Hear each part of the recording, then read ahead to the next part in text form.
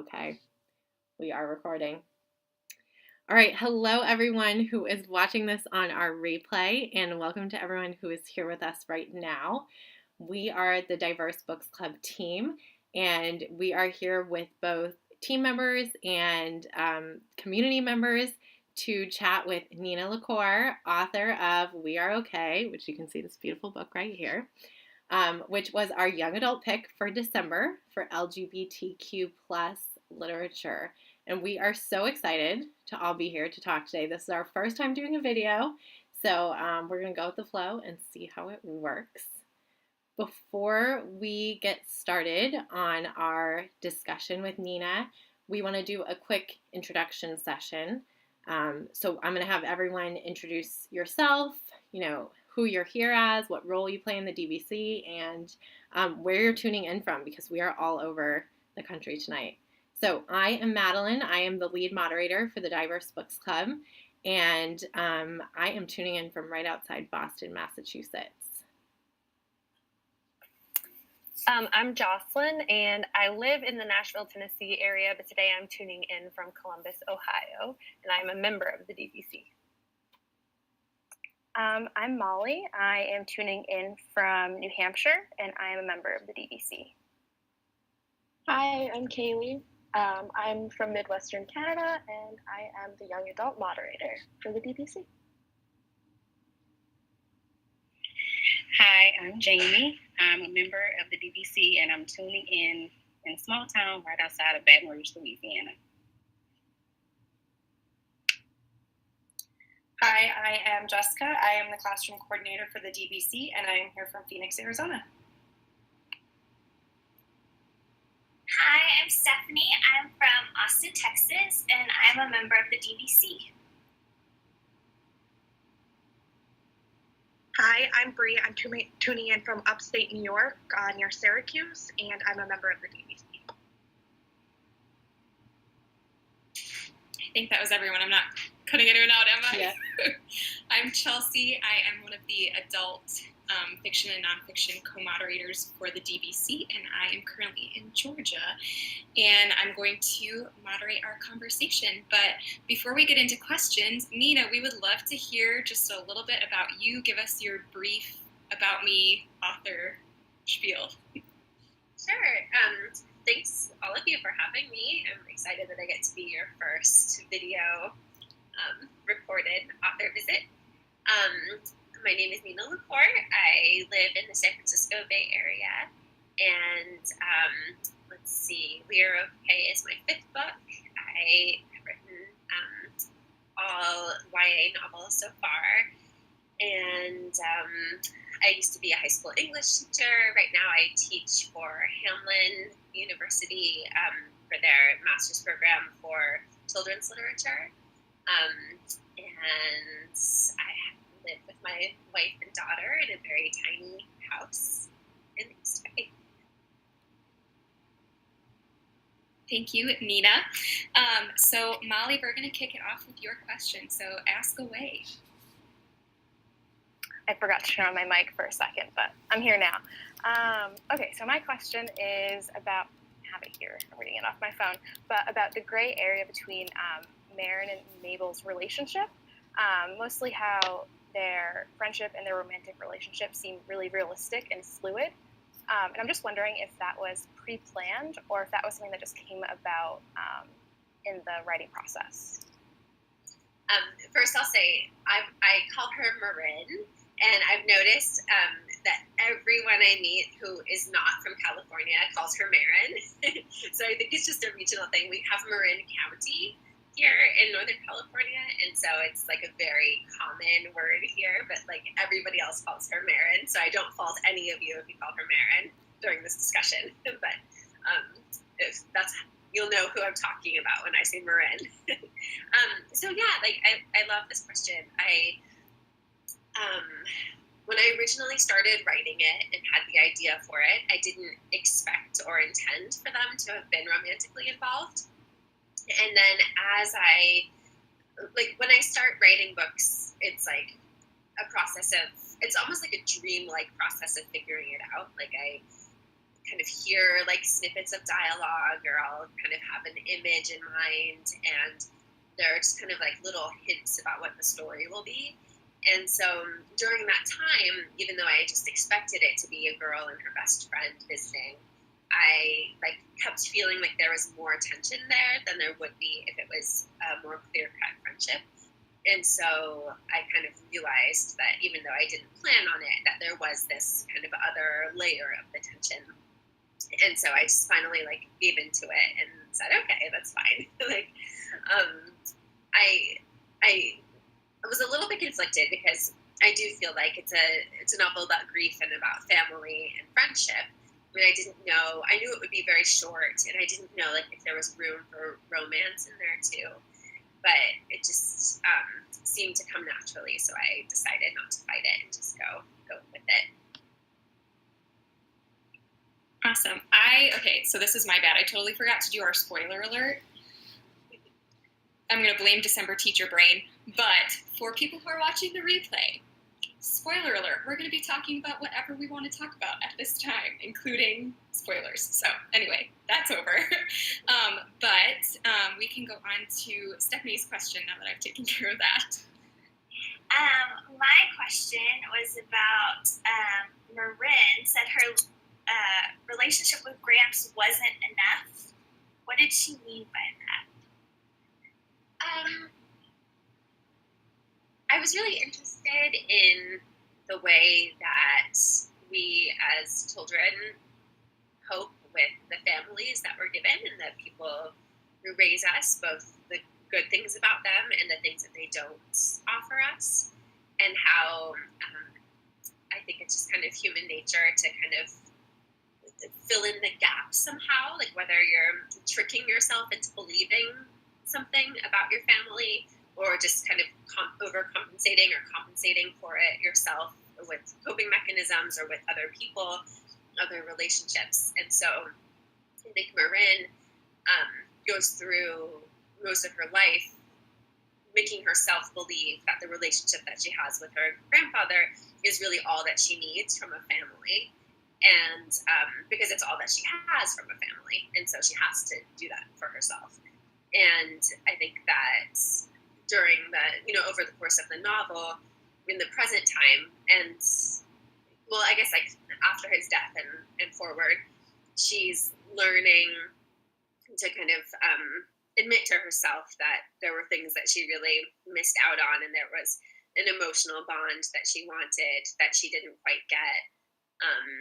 And that though he was, a man who was doing his best, he was a very damaged soul for good reason. And, he offered her all that he could, but it wasn't enough. And that's in my mind what she means by that. But I'm also so intrigued because, I do believe that my role as an author is like I can put down everything that I think, and then it's up to all of you to figure out what it means for yourselves, and like, any way that people interpret that, is a valid way of interpreting it or understanding it. And I've had a few conversations with readers where they'll think that Marin's being kind of like overly judgmental of Gramps, or, they'll be like, she's taking herself so seriously and Gramps tried his best. And like, what did you expect from him? And I feel like that's totally valid too. But she's kind of in this process of figuring it out for herself. And I think the first step to like healing as a person, whatever childhood wounds you have, is like confronting what those wounds are. And I think that's what she's going through during this part of the book. I'm curious to hear if anyone has any thoughts to add on to that. I know we have these questions to ask, but if any of you have thoughts that you want to add on or follow-up questions, feel free to pop in, okay?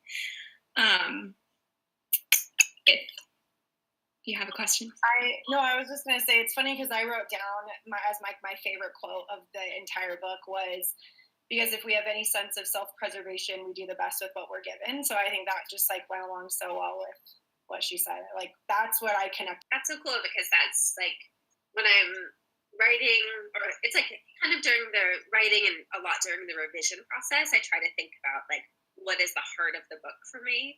And, kind of pinpoint sometimes lines from the book and sometimes scenes or like moments or realizations that the characters have. And that quote that you just read was one that was very much like, to me, this is what the book is about.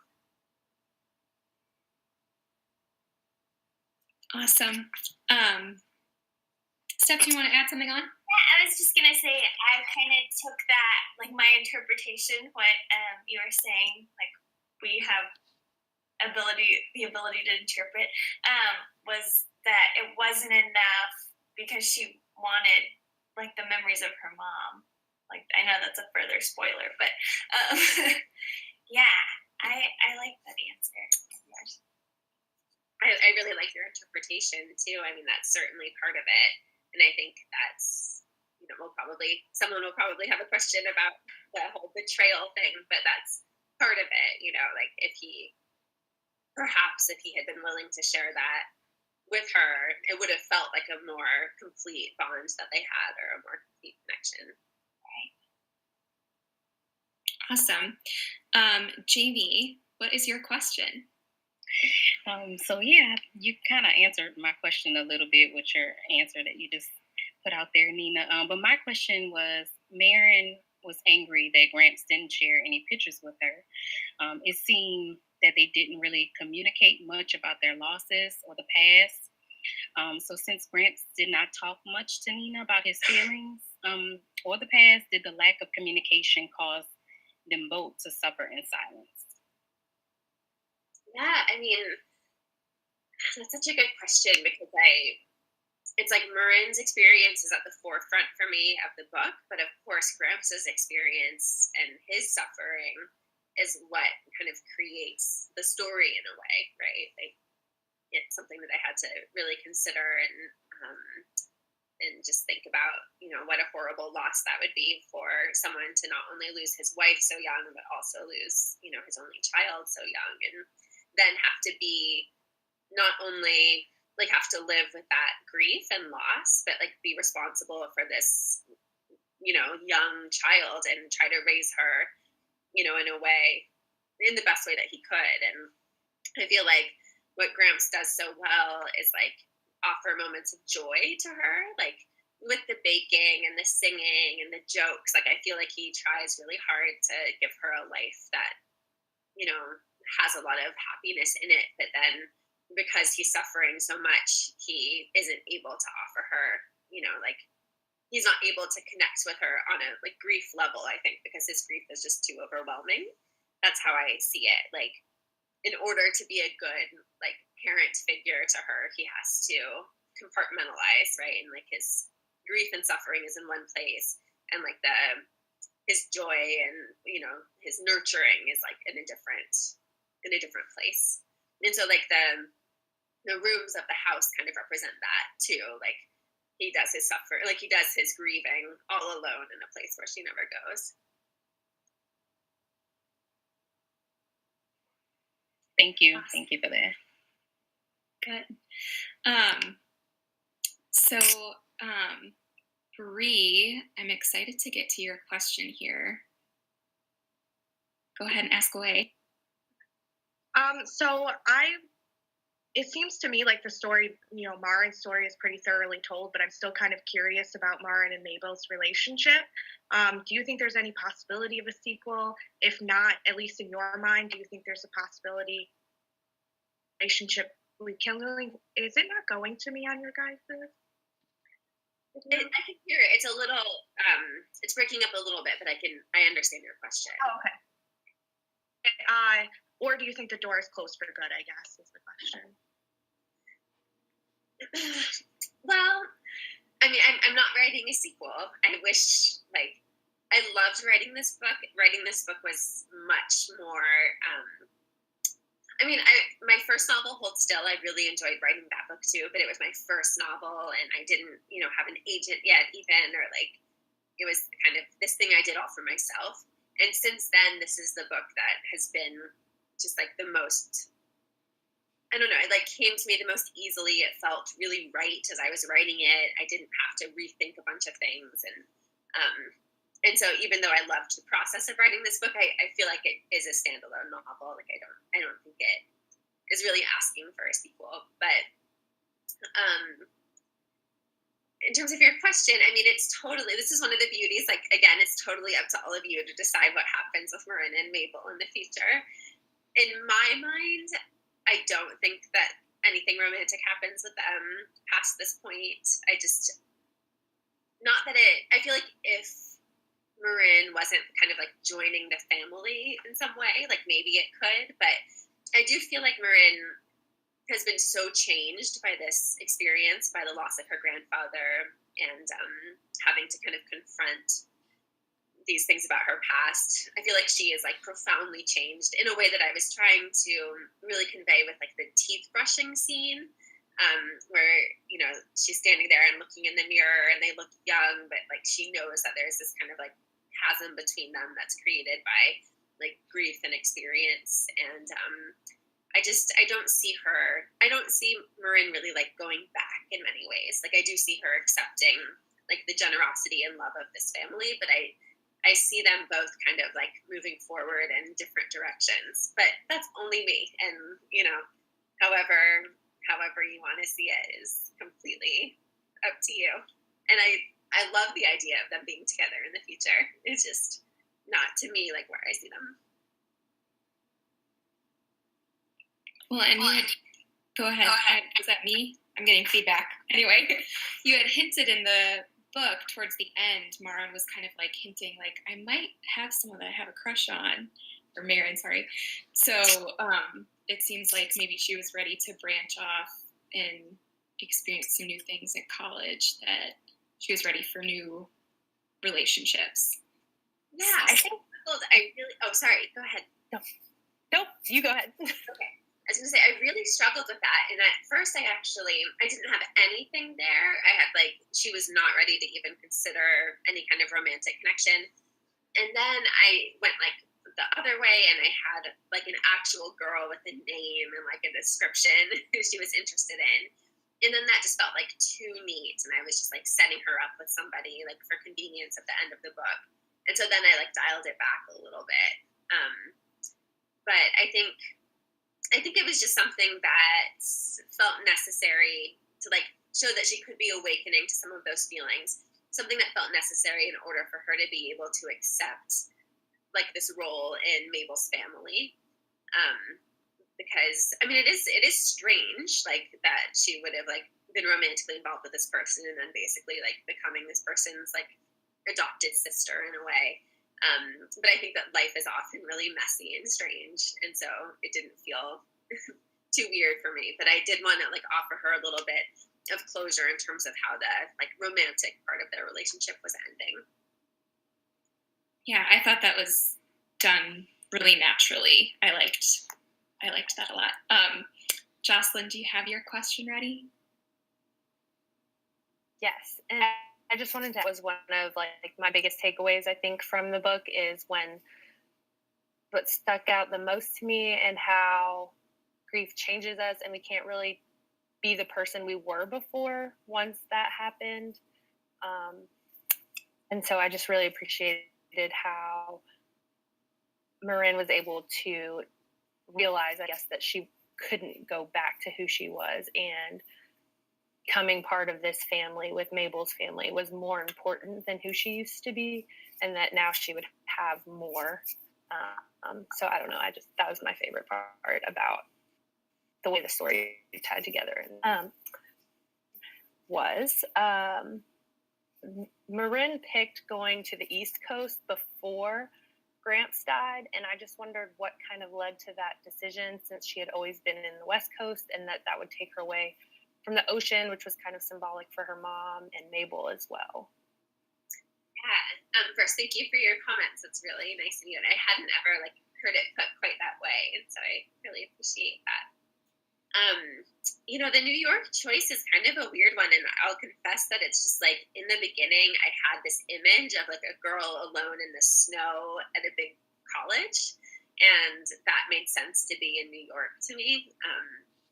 Just because I've seen Vassar and kind of other New York colleges and thought, because I have like a romantic idea about them, because I've always lived in California and have never lived in a snowy place, and it just kind of, I felt like it was just calling to me as a setting. But I never said this in the book, but part of what I was thinking was that Gramps for himself kind of had like he knew he had an obligation to his granddaughter, and he knew he was going to do the best that he could. And then I kind of saw, I mean, it sounds like sad, but I kind of saw him thinking like, when she starts college, like she's on her own kind of thing. Like I see him as someone who's trying desperately to hold himself together in order to raise this child, and that when she's raised and out of the house, that's kind of like, then it's over. And that's, you know, all of the, and plus he's ill, but like all of the preparations, you know, with the bank account and the money, and like he's caring for her as best as he can. But so I kind of like saw him maybe pushing her towards a faraway place, kind of like go start a new life somewhere else. But I never went into how she chose the college in the book. And it's a good question. It's something, I don't know. Sometimes there are like things that I think about afterwards that are like, maybe it would have been good if I had inserted this, you know, information in there. But yeah, I don't know. Jamie has a really good kind of tie-in question pertaining to grief. Jamie, would you be ready to ask that one? Sure. So I want to just thank you for sharing your personal experience with loss and the acknowledgments. When I read the acknowledgments, it really touched me that you shared something personal. So my question to you is, did writing We Are Okay help with the grieving process of your own grandfather? And also, did you feel a bond connection with Marin in her grieving? I did, yeah. We Are Okay it's interesting because, like, on the surface, it has very little in common with my life, but kind of in the emotional landscape of where I was during the time I was writing it, it's very close to the things I was feeling. And, you know, one was definitely the grief over my grandfather, although my grandfather did not raise me. And we had a very, like, simple relationship, like a loving, simple relationship. But he was a really important person in my life and somebody who I miss all the time and think about all the time. And also during this time of writing the book, my parents were getting a divorce. And that's something that I didn't put in the acknowledgments, but it was like this very kind of crazy time because we had just lost my grandfather. I had just had a very complicated pregnancy, and I had been hospitalized, and my daughter was born early and very, like, 4 pounds, and it was just like a very stressful time health-wise. And then my parents unexpectedly broke up, and so kind of like I was thrust into this real kind of like grief, disorientation, like not understanding what was happening to my life, you know, like all of this stuff. And so I channeled a lot of what I was feeling into that book, and it absolutely helped me. And it's funny, like since writing We Are Okay, I've really kind of learned how I use writing as a coping mechanism for myself, which is great. I mean, it's like I feel something and then I get to produce something that makes me feel good. So it works for me. Awesome. Thank you for sharing that. Bree, I'm interested about your question because I think it also kind of ties into coping and grief and just how the people in Marin's life kind of surround her with love to pull her out of her grief. So do you have your other question ready, Bree? Yes. So I was wondering if Anna knew that the pink and white shells were Marin's mother's favorite. You know, if it was sort of like a homage to Claire, you know, a piece of Marin and a piece of Claire in one painting, or if it was just a coincidence. Yeah, I see her as knowing their significance. I see, I think of their family as like Mabel became friends with Marin, you know, when they were younger, and like went home and told her family all about her, and you know that they've known, you know, forever, who, you know, that her grandfather raised her, and you know Mabel's there when the people give her the shells sometimes, and so I definitely saw it as something significant enough in Marin's life that Anna would know about it. Was there an inspiration for, I mean, I just fell in love with that family so much. Was there a real life inspiration for them, or where did their relationship and their role come into play when you were writing? Yeah, this is really funny because I almost never like pick people up from life and put them in a story. But I had a colleague when I taught high school named Anna, who was this like wonderful woman, and I loved working with her. And she, was not old enough to have a teenage daughter at all, but when I started writing this book, like suddenly, like she was in there, and I think I just like saw her as this. I mean, she's just like this lovely artistic woman. She's an artist, and she's from Mexico City, and suddenly she was just like in my novel, and so I had to write to her and be like, Anna, like I haven't talked to you in a long time. This might seem really weird, but like, is it okay if I basically use you in my book? And she was very generous and said yes. And coincidentally, she had just bought a house like right by Ocean Beach, and where the novel's set, and it just kind of felt like this perfect thing. So, yeah. But the rest of the family just kind of came to me, like she was the root of it, and then the rest of them came. That was one of my favorite aspects of the novel, was that relationship and how willing they were to take Marin in and just love on her. Madeleine has a really good question about the setting of the book, and I'm really curious about this because I'm really homesick for snow this time of year, and so I'm excited to get to her question. Well, I want to say one thing quickly because this has come up in conversation for me a lot recently in middle grade and in young adult literature, and it's having functional parents that do the right thing. And I thought this was such a good example of parents who were, caring and kind and totally functional.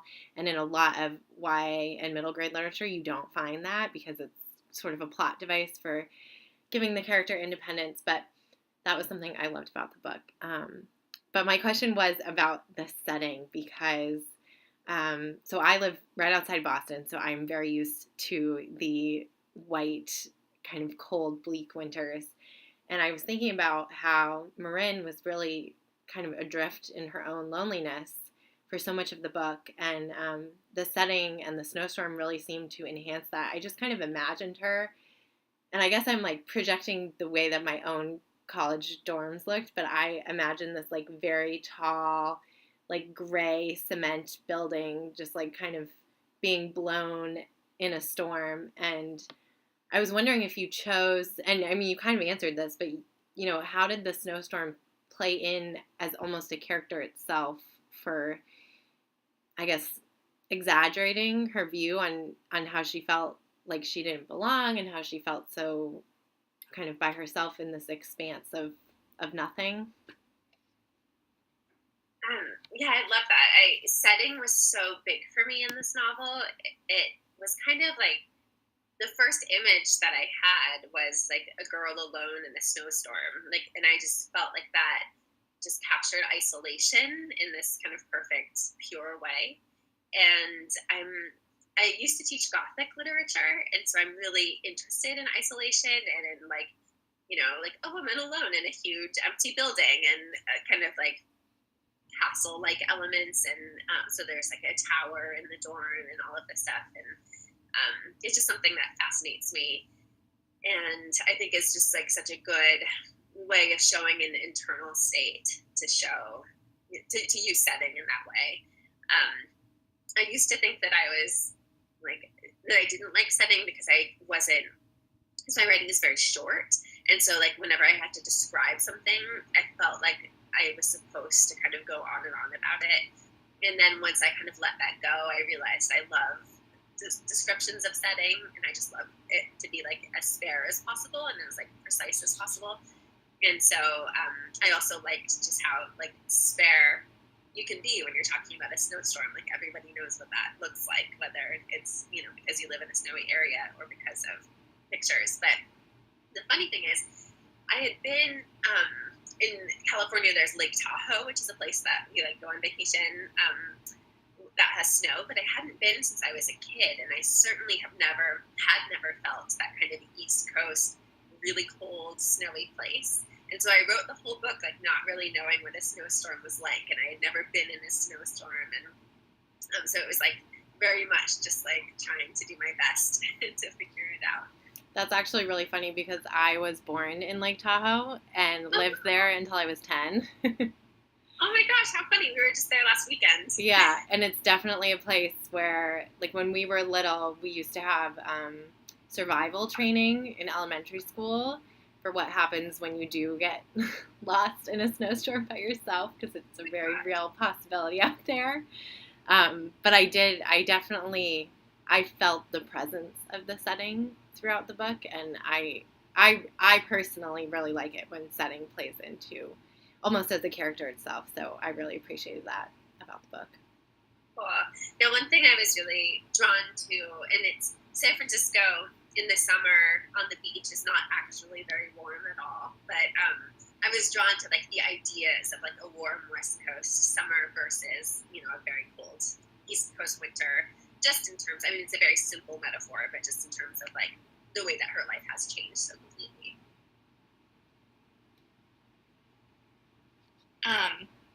So we have a couple of questions that we want to wrap up with that are a little bit more general about YA literature and maybe book recommendations from you. But before we get into that, does anyone have any last minute questions that pertain specifically to We Are Okay? No? You got your questions answered? This was wonderful. So Molly, I'm going to turn it over to you because you have some really awesome last topics for us to discuss here. Great. So one thing I really loved about We Are Okay is that it's not kind of your basic YA LGBTQ coming out story, which, I mean, I read a lot of those when I was a YA in the process of coming out.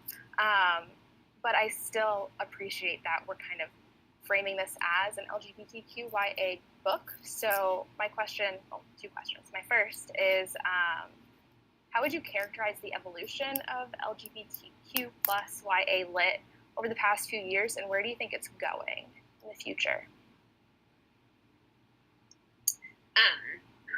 Yeah, I mean, except the last few years, but I guess I'll start by saying, the reason I started writing young adult literature was because I was in grad school and I was taking a class on adolescent literature, and we just had to like write for the class, and I started writing my first novel there, and it felt right, and so I stuck with it. But in that class, we read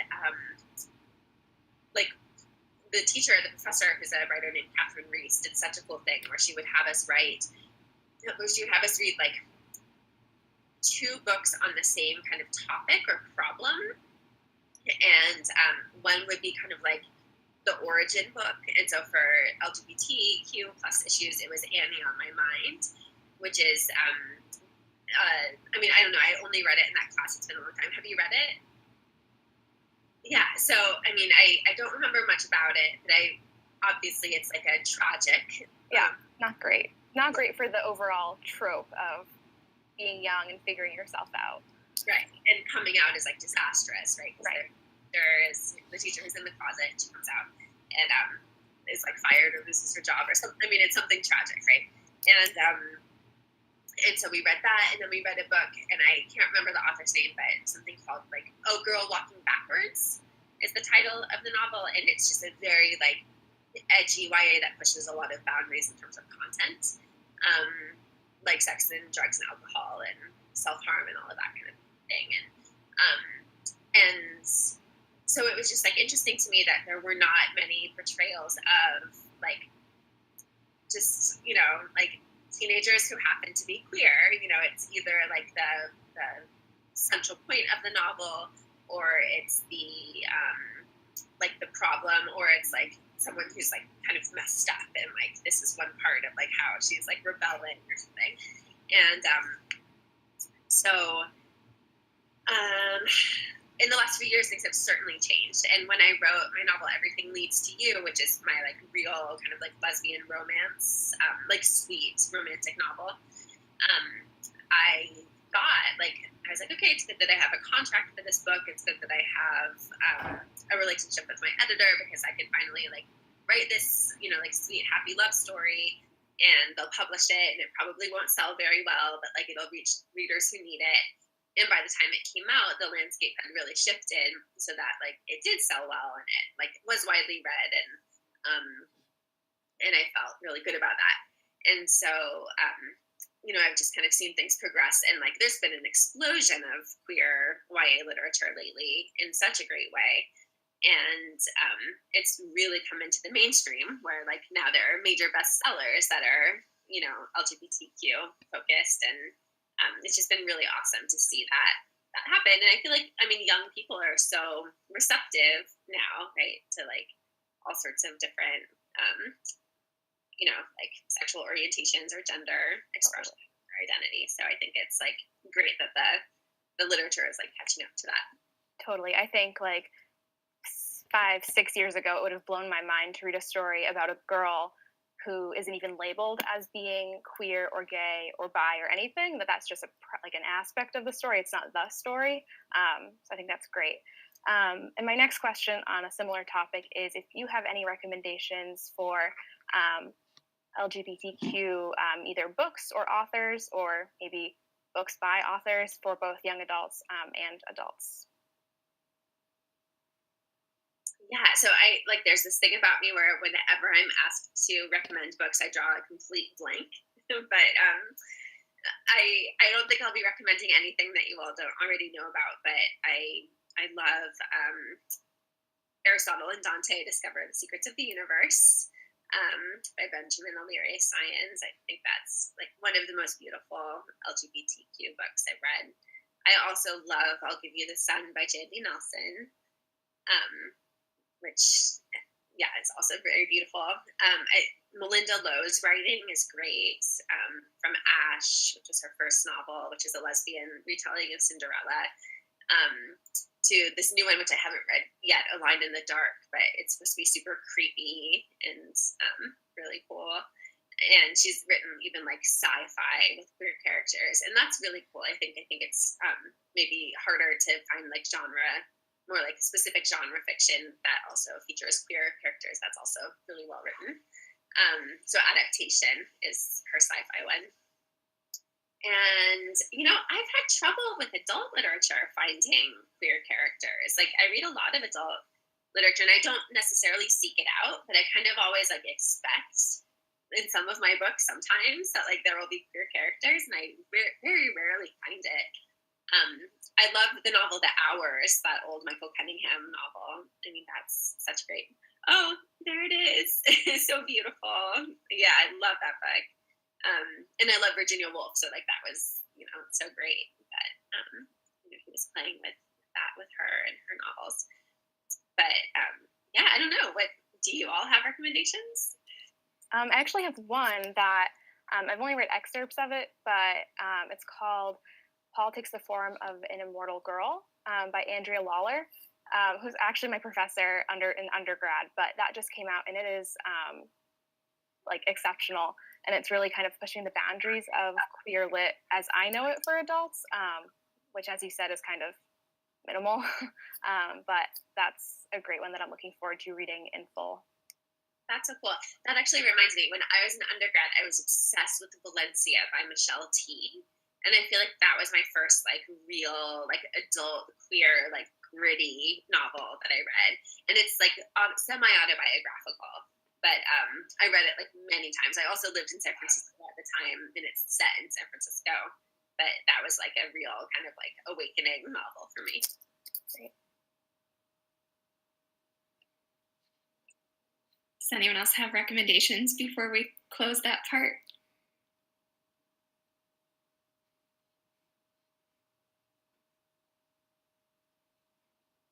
Silence. So we have a little bit more time, and I have kind of a follow-up question since we were talking about YA Lit, and this is, you know, a little bit because I'm a high school English teacher, and we have a lot of teachers moderating the DBC. And we actually, on one of our meetings recently, talked about how to bring LGBTQ plus books into the classroom. And we talked about how it has a lot to do with where you teach and different ways to incorporate it either in the curriculum or just handing books to students. And so as a teacher yourself, I'm wondering what your thoughts are about the importance of those books in an educational setting. Yeah, I mean, I think it's so important for students to see themselves reflected in the books that they read, and no matter what kind of identities, they have. And it's a real problem when the majority of the books that kids are reading are about cisgendered white, people. It's there certainly should be a lot more representation all across the board. I had no trouble bringing in books, but I was teaching at a small private high school in Berkeley, California, with the most liberal student body and parent body ever. So I'm not the right person to ask about obstacles to doing that. But I actually have a cousin, a younger cousin, who is a freshman at NYU right now. And last year, when she was a senior in her Southern California high school, all the seniors did this big project at the end of the year, and her project was on the lack of LGBTQ representation in any of the reading in any of the English classes, and how there were no books across the curriculum that in any grade level that had any queer characters. And she did this great research, and she compiled a list of all of these worthy books of reading and discussion, and was really met with resistance, even in the LA area. And she had a couple teachers who were interested, but many of the others were we have our canon that we teach for a reason, and we're not open to it. And so I feel I don't know, my instinct is it's going to work on two levels. There will be educators those of you who are in this group who are actively fighting to include certain books on your reading lists, and then there will be an uprising of students who are why are we only reading these certain books, and why am I not seeing myself or my friends or my parents or family members reflected in the literature? And I believe it will change, but I think there's some growing pains involved for sure. Does that play a part in why you specifically write YA, or do you think maybe you might delve into the adult, since, like we said, there's not as much there? Yeah, I mean, I've been working on an adult novel for 10 years, and I'm still working on it, and it's just been kind of a slow labor of love that I've done in between, other projects, and so I hope that you will be seeing something like that from me in the future. We hope so too. I think that brings us to the end here. Does anyone have any last thoughts that they want to share before we wrap up? All right. I'll turn it over to Madeleine in a second here to kind of send us off, but thank you so much for hanging out with us, Nina. This was awesome. This was really wonderful. Thank you. I really appreciate all of your questions and comments, and it's really cool to be able to connect with readers this way, especially with so many wonderful things to say. So it's really a pleasure, and thank you all for reading the book. Thank you. Madeleine, go ahead and kind of wrap us up here. All right, so before we wrap, I just want to say that we're so appreciative for you coming, and for our members who kind of jumped in on this on our first time, and barring any technical issues, hopefully all the members who will get to watch the replay. We just started this club in September. I mean, I had a very impulsive decision to do this in August, and I'm so thankful that so many other people have shared my want and need to grow through reading. So we just appreciate that you put diverse literature out there for us to read and appreciate. And I'm pretty sure I'm not the only one who cried like big fat tears while reading your book. I might have been the only one who did that while I was like on the treadmill at the gym, like in front of other people who were watching for sure. But we really appreciate how much emotion you conveyed in this book. It's been wonderful to read, and I think it actually has been our most popular read so far in December. I am going to stop our recording here. So we just want to do a quick shout out to anyone watching the replay. You can find us on Instagram at Diverse Books Club, and that is where all of our links are housed. And you can also find us on Goodreads by searching Diverse Books Club. All right, let me get my recording stopped.